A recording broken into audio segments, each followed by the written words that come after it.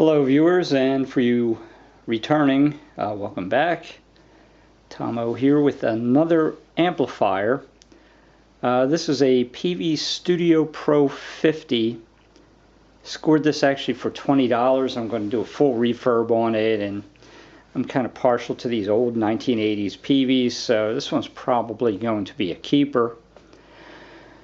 The guy told me that it works, but it crackles and pops, and I don't even have anything plugged into it.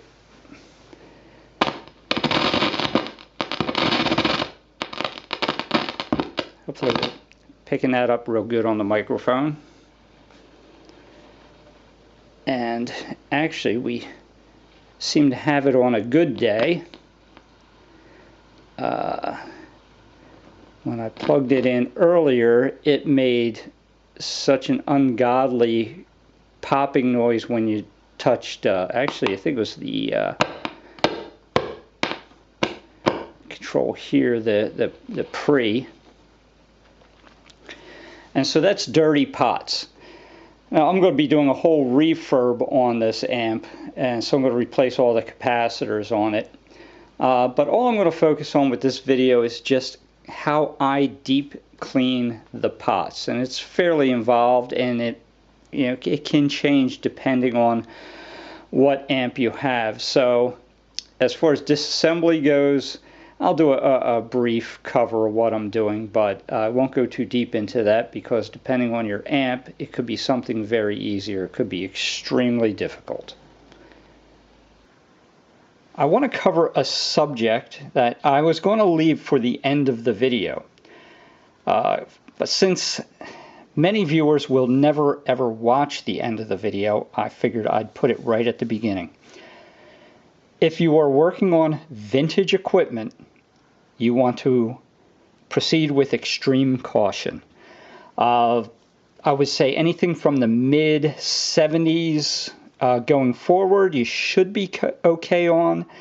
Mid-60s to mid-70s, you want to be cautious, do some research, and mid-60s or earlier, I would really recommend against it, or at least do some very deep research before cleaning your pots with this method. And the reason is the vintage stuff, either because of age or because of materials and manufacturing process back then, they are different. These cleaning products that we will be using can actually just wash away the carbon trace within the potentiometer, and you're basically left with nothing. So if you have a rare vintage amplifier that you're restoring and you want to keep it all original, you could wind up with a very bad day and paying very high prices on eBay looking for some original or new old stock potentiometers to try to keep your vintage amp at 100%. So once again, vintage equipment, be very, very cautious. Okay, as you can see, I have the chassis removed from the cabinet. See, on this side we have the control knobs, and back here you see the pots, potentiometers, that those knobs are attached to, and all the scratchiness is coming from oxidation, crud, whatever that's built up inside here, and that's what we have to access in order to clean. Now I made a little video to show you exactly what we're shooting for as far as what we're looking to clean down inside these pots, so let me cut over to that video now. Alright, what I have here is a potentiometer by itself. And I'm going to show you exactly what it is that we're trying to accomplish for those of you not familiar. Now, what I always try to do is shoot for is spraying my cleaner spray inside that opening right there. You will get sealed potentiometers that won't have that opening. You will see that on occasion, and you will see other variations, but this configuration is probably the most common. Another way you will see people recommend very often, actually, and it is the easiest way to do it, is to spray it into here, which is a little detent. That's a stopper, so you don't, so that the knob doesn't spin 360 degrees. And that will work, but it is somewhat wasteful and it is not direct, and sometimes it takes a number of tries to get the cleaning, deep cleaning, accomplished. Now this one, I pried the tabs off that's holding the back cover on so I can show you what's inside. And as you can see what I'm talking about, the back cover just being a big hollow space, so if you spray it into that detent, most of it's going to be spinning around here. Whereas we want it is down on this surface here. So as you turn the knob, these wipers here wipe against this black conductive material down here. And that conductive, that's a resistant material, so as you're turning the knob, you're increasing the amount of resistance from point A to point B. And over time, cigarette smoke, dirt, grime, whatever, humidity, oxidation will build up both on the black conductive layer as well as on the contacts themselves. And as you're turning the knob, you'll hit a spot that is extremely dirty and could be extremely resistive, or even cause a completely open circuit, and that's where you're getting the cracks and the pops from. And overall, you can get degraded performance in general, even if you're not getting the severe symptoms. So our whole plan is to spray through here directly where it's needed, and then you turn the knob to help loosen the debris while it's still wet with the cleaner, and then you spray again in order to flush it out. And then I will do a third spray with the deoxit. And I'll go over this again when I actually do it on the amplifier, so you can see my method of how I do it, and I'll explain to you why I use two different products. So now you have an understanding of what we have to access down in here, and with the board in the chassis frame, we can't really easily get to it the way that I prefer to. So that means I'm going to have to remove this board, and in the case of a PV, or this particular PV, we got hex head sheet metal screws here. On the reverse side, we'll have to undo two screws that hold this heat sink into place. This heat sink is actually mounted onto the board, and the front of the board is held on by the pots themselves. So each one of these, the knobs have to get pulled off, and then there's a little nut there. You have to use a nut driver to take them off. But that's this amp. Now, most of these 80s amps are roughly that format. There's a little deviation from amp to amp. Your amp could be completely different. Your amp, you may have easy access to where we want to spray the cleaner into, or your amp may be so buried that it's an absolute nightmare to clean those pots. So this is just one example. Obviously, I can't cover every scenario that you're going to encounter, but these 80s PVs are pretty nice. There's some plugs that all I have to do is undo them, and the wire harnesses will stay with the metal frame, etc. So I'm going to get this apart now, and then we're going to look at accessing these pots. World War II technology. In this rare instance for these era of PVs, these leads to the power transformer are soldered in, but it's easy enough to work around that. I'll just leave them connected.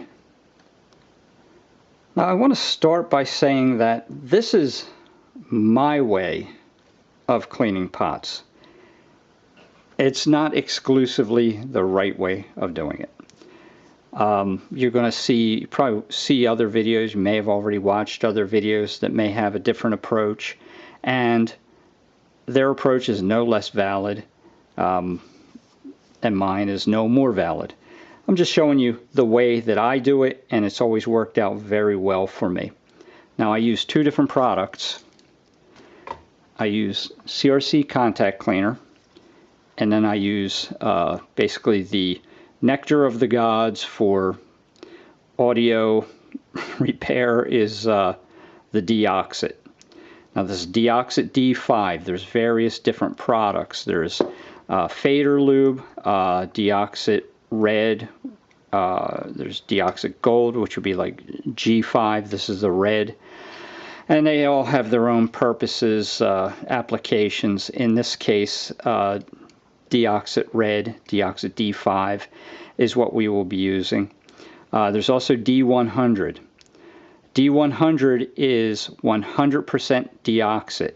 D5 is 5% Deoxit. So it's 95% solvents in here. And the reason for that is for a flushing action. So let's step backwards to the CRC contact cleaner. Contact cleaner is a solvent, 100% solvent. It'll get in there, it'll dissolve away a lot of the grime, oxidation, cigarette smoke, what have you, that's in there that's causing all your problems. Once it dries, it leaves no residue. It's gone. Whereas the Deoxit, with the 5% Deoxit in there, that will stay behind as a kind of, Deoxit is an oil-based product. And so that oil is not going to evaporate. It's going to leave a nice thin coating on everything, and it's going to prevent future failure of the control pots, as well as cleaning them up. And as we will see in the end, if I'm lucky, one of these pots will still be a little scratchy. And if you find that and there's Deoxit in there, you can rotate the knob a few times and it'll clear up. If you've just used this and there's still some scratchiness in there, you could be faced with complete disassembly again and cleaning with this again. Now, I know what a lot of you are thinking is, well, if Deoxit D5 is just Deoxit mixed with the solvent, why use two separate products?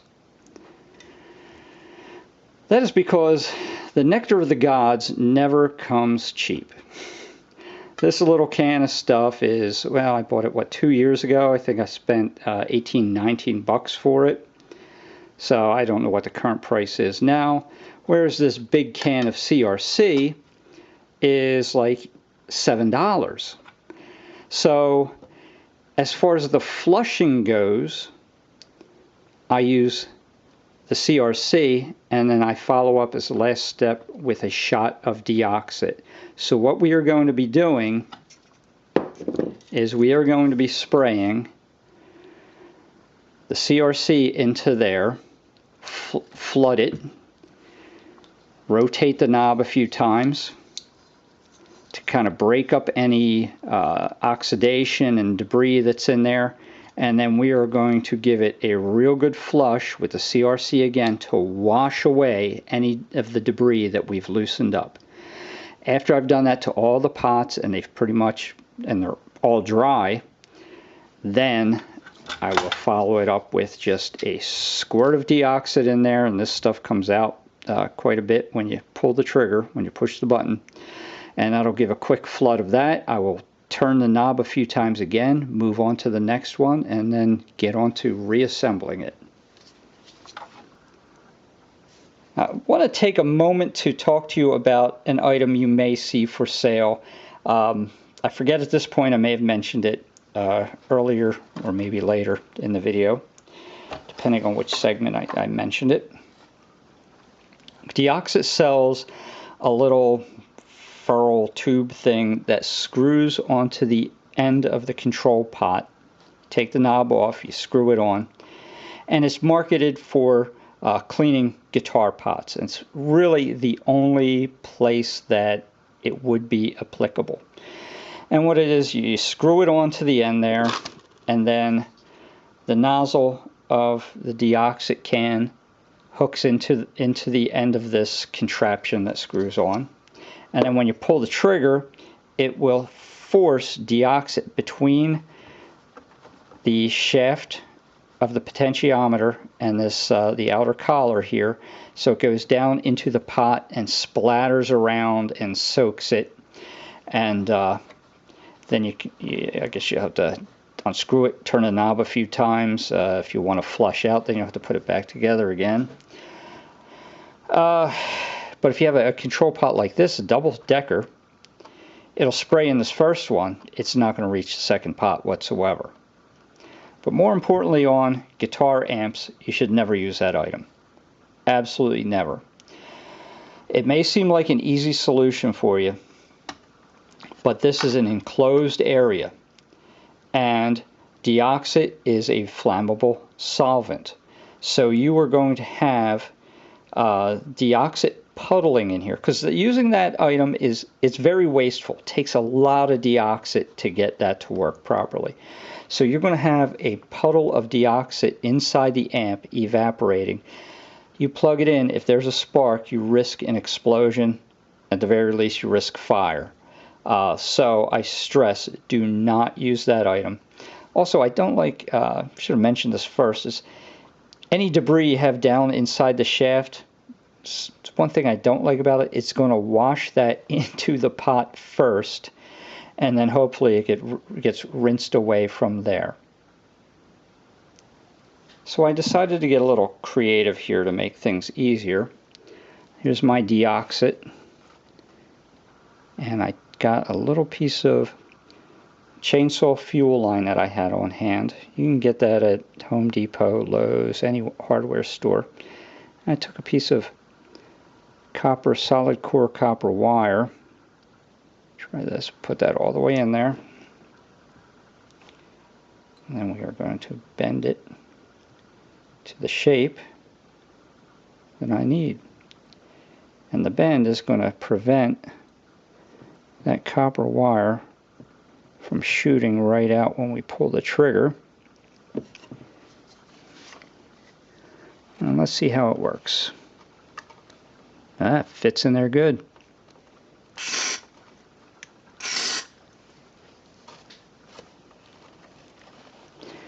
I don't know if I can get from this side here. Let's see.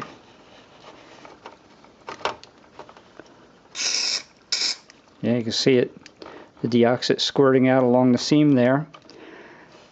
My friends, that has worked exceptionally well.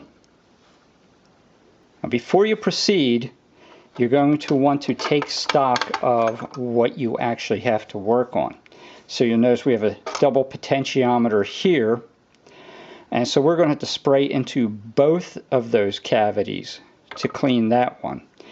And then you see what appears to be the same thing here. Difference is, this is a push-pull potentiometer, and if you look at the front one, there's only 3 legs on there. That's because that's simply an on-off switch for the bright. And if you look under there and look closely, that opening that we would be spraying into is actually capped off with a white piece of plastic. So there's no sense in trying to spray in there. You're not going to get anywhere, but you do need to spray the rear one here, because this is the actual potentiometer, this is a switch. And so I will start with my cleaner. I'm going to go with this one here just because it's easier to do on the camera. Got my nifty little hook under there. Spray, real quick spray. You'll notice that it came out along the top there. And you want to work it back and forth. And as the solvent gets down around the shaft, you'll notice that it will actually start to get easier. Don't be fooled though, because it will tighten up after that solvent evaporates. I forgot to mention the step to tilt and have the paper towel under there. And then we want to get back up under and spray. Give it a good flush. Rotate it back and forth.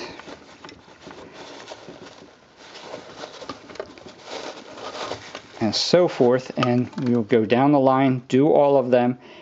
Then personally, I like to let the solvent dry before moving on to the deoxit. Okay, spraying the deoxit is the exact same procedure. I'm going to try to use less, just a quick spray up under there, and then rotate back and forth, and move on to the next. As a final step, this is completely optional, you don't have to do it. I will use a zero residue electronics cleaner and just do a quick spray on the PC board to rinse away excess deoxit. Once again, keep your paper towel underneath it to catch it. Alright, we're done with the pots at this point. As they would say in veterinary medical college, the anatomy class, let's put this puppy back together. As my final step before I close this up is I will put deoxit on all the pins of connectors on the board so that they will be trouble-free long term, as well as you want to put it onto any of the jacks. So on that spot there, just basically spray around the jack, because many of them have, let me zoom you in here a little bit.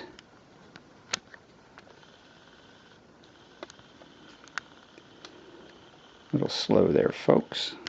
That should be good. Right here you see a little reed switch down inside there. So when you put the plug on, that reed switch will lose contact. You want to get deoxit down in there. That's a good source of a lot of problems, especially at your pre-in and pre-out jacks on the back. And you want to do it on the jacks up for your input jacks also, as they will have the reed switches also. Now let's do a little Led Zeppelin. Yeah, that don't sound right. That's better.